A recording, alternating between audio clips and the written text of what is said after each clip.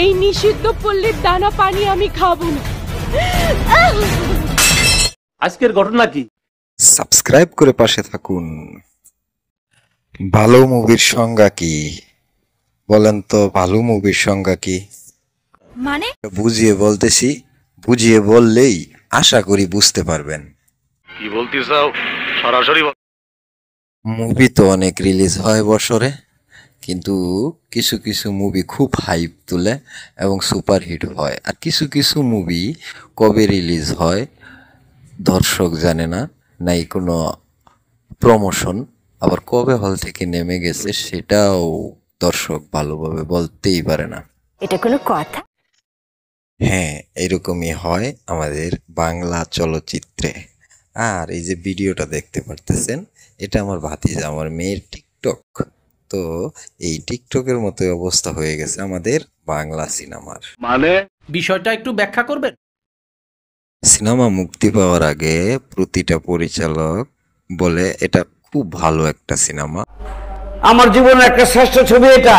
এমন চাপা টাপা মারার পরে যখন ইউটিউবে ওনারা ট্রেলার টিজার লঞ্চ করে, ট্রেলার টিজার দেখে আমরা সাধারণ দর্শক হতাশ হয়ে যাই।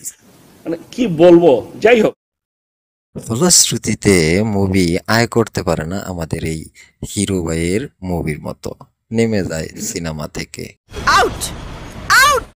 হে মৌসুমী আপু, দুর্ব্যবহার করেন কেন? আমি বুঝিয়ে বলতেছি। এই যে ছোট্ট দিকি বাংলাদেশের মানুষের কাছে কত জনপ্রিয় ছিল, কিন্তু তুমি আছো তুমি নেই মুভি করে জনপ্রিয়তা হারিয়ে বসেছেন।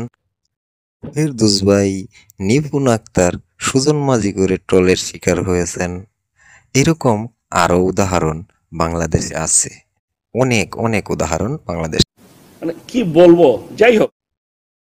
আবার অনেক ভালো মুভিও মুক্তি পেয়েছে বাংলাদেশে, যা হাইপ তুলতে পেরেছে, ভালো প্রমোশন করেছে, সিনেমার গল্প ভালো, অ্যাক্টিং ভালো, এবং ফলশ্রুতিতে সিনেমা হয়েছে সুপার হিট, বাম্পার হিট। ঠিক আছে, এমনই অবস্থা হয়, সব ইন্ডাস্ট্রিতেই এমনই হয়, ভালো আর মন্দ। আমি তোমাকে বুঝতে পারিনি। এখন সেই প্রশ্নের জবাবে যাই, ভালো মুভির সংজ্ঞা কি? ইমোশনে হিট মারিস না, পেঁচাও কম, পেঁচাও কম। প্রথমে চাই ভালো একটা গল্প, তারপরে দরকার ভালো একটা পরিচালক, ভালো অভিনেতা অভিনেত্রী, এবং ভালো কালার গ্রেডিং, ভালো ব্যাকগ্রাউন্ড মিউজিক, তারপরে হলো প্রমোশন।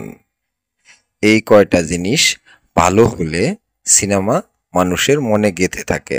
অনেক সময় দেখা যায় সব কিছু ভালো, শুধু প্রমোশনের জন্য ভালো একটা সিনেমা অনেক পিছিয়ে যায় বা ব্যবসা সফল হতে পারে না অনেক সময়। আমি বিশ্বাস করি না,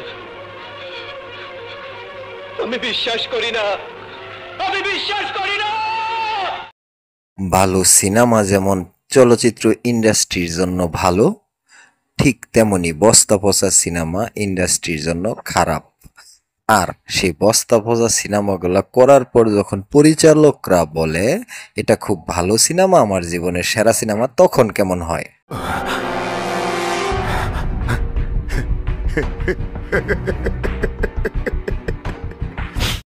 পরিচালকদের কথা শুনে যখন সিনেমা হলে গিয়ে সিনেমা দেখে, তখন এই অমিত ভাইয়ের মতোই রিয়েকশনটা থাকে দর্শক।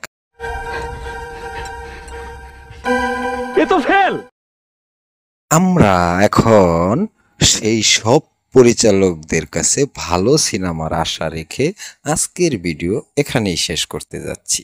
তো ভিডিওটা কেমন লাগলো জানাবেন, ভিডিওটা ভালো লাগলে লাইক করবেন, কমেন্ট করবেন, শেয়ার করবেন। আমার চ্যানেলটাতে নতুন হয়ে থাকলে চ্যানেলটা সাবস্ক্রাইব করবেন, পাশে থাকা বেল বাটন অন করে দেবেন, পরবর্তী ভিডিওর নোটিফিকেশন পৌঁছে যাবে আপনার কাছে সবার আগে। আজ এ পর্যন্তই, ভালো থাকবেন, আল্লাহ হাফেজ। আমরা বিশ্বাসের কাছে হেরে গিয়েছি।